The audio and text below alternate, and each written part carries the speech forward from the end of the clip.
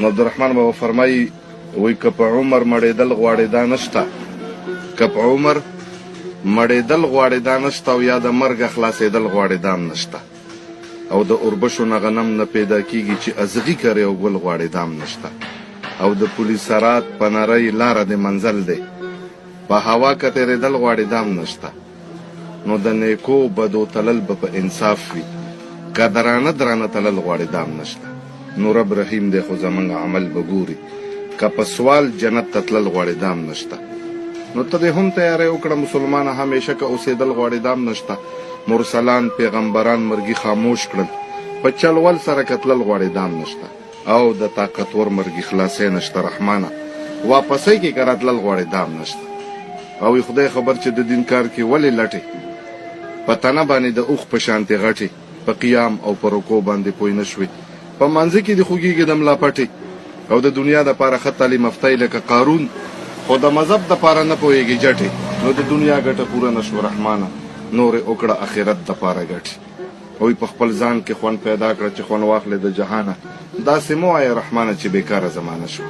او څنګه ځان چې د انسان په ټولي بولې، هر انسان ته د انسان په نظر ګوره. او په دنیا کې که د سل چته مکان وي، مکان نه دی، مقبرې ته د مکان په نظر ګوره. نو دوباره دې راتله نشته په دنیا. عمدن دې وار دی که دروغ کړې خو رښتیا، خو که اوچتې مرتبې د چا په کار وي، ښایسته کار دی د دعوت په دې دنیا. او که محنت او مشقت دی بس د دین دی، په کار نه دی بل محنت په دې دنیا. نو دا خبرې زه خپل ځان ته کړم یارانو، نه مې کار نه مې غرض ته په بل چا، خو نوم دا ستا او د بل اخلم ځان ته وایمه دلګیر مه شي که مې نوم واخېسته ستا. او د قیامت په ورځ به دا پوښتنه نه وي چې ته زوی وې د فلاني که د فلانا.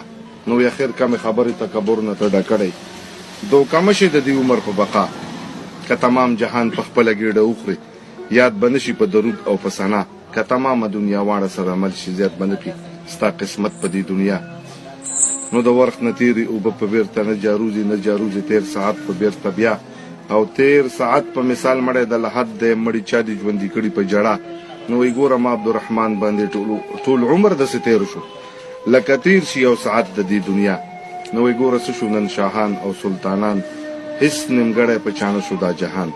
که هزار هزار پناه شي په یو دم کې، بیا پیدا شي په یو دم کې هزاران. پیغمبر غوندې هستی د دنیا لاړه، دا دنیا ویرانه نشوه په هجران.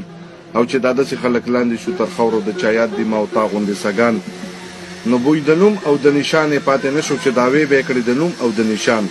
که غلبیل کړم د تمامې دنیا خاورې، بیا به نه مومم د راو شاه جهان، چې به ته په دواړو سترګو ښکلولې ګوره څه شوې هغه خولې هغه لبان.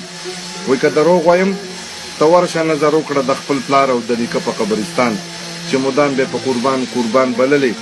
نو وایي نن دې غږ در باندې وکړو چې قربان. نو